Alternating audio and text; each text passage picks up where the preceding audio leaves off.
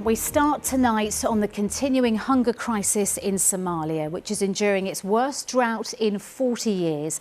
The United Nations is now warning that 500,000 children there under 5 are at risk of death by the middle of next year.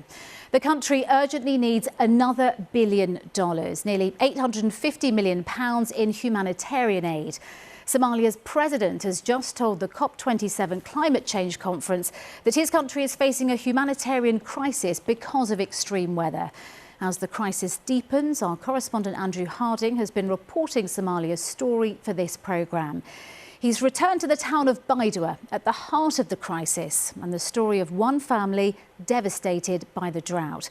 A warning, there are some distressing images of the effects of malnutrition in his report. We're tearing through Baidoa. Our guards driving faster than on our last visit. The threat of ambushes by Islamist militants is growing here. Suddenly, we stumble across a funeral for a 6-year-old boy who starved to death yesterday. 11 more children were buried here this week. But it's one particular family that's drawn us back to a desolate camp on the edge of town. Fatuma Mohammed is heating breakfast for her children. A cup of tea they'll eat later in the day. Nice to see you again. We've returned to see how the family is coping. Hi, Daheley. How are you? This was Daheley 6 weeks ago, mourning his younger brother, Salat, who died of hunger on the journey into Baidoa.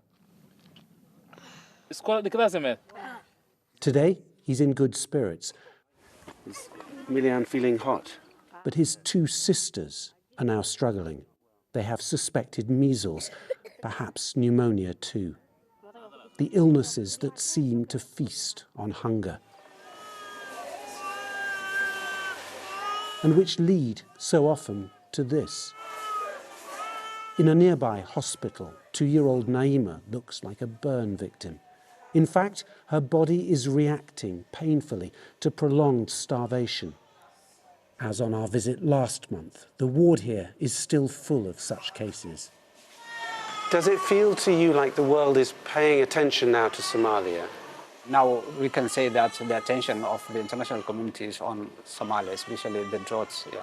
So you're getting more aid because of that? We are not getting enough, but we hope to come soon. Actually, it's a desperate situation. Back at the camp, 11-year-old Daheley is heading to school. He's bright, alert. Our presence may be part of that. But around him, listless children and a chorus of coughing.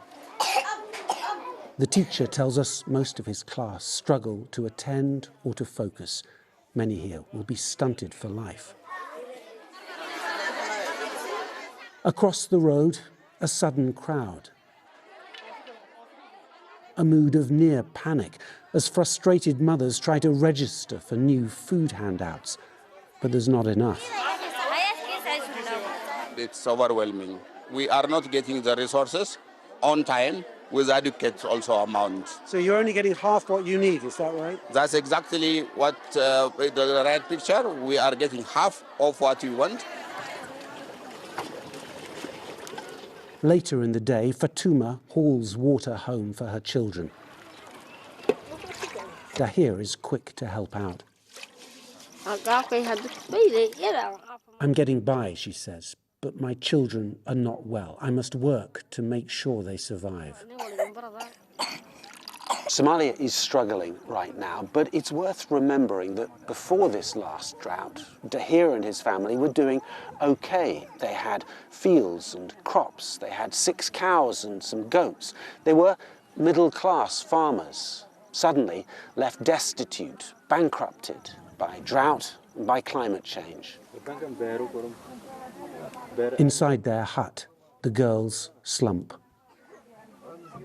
Do you worry about your sisters, Daheley? Yes. What do you worry about? We are straying here towards painful memories of Daheley's brother. I just want my sisters to get better. He says it 3 times. An exhausted Fatuma joins her daughters on their blanket. One family in a nation still overwhelmed by hunger. I think it is important to acknowledge the huge effort that is being made right now by international humanitarian organisations, by the Somali government and by the vast Somali diaspora.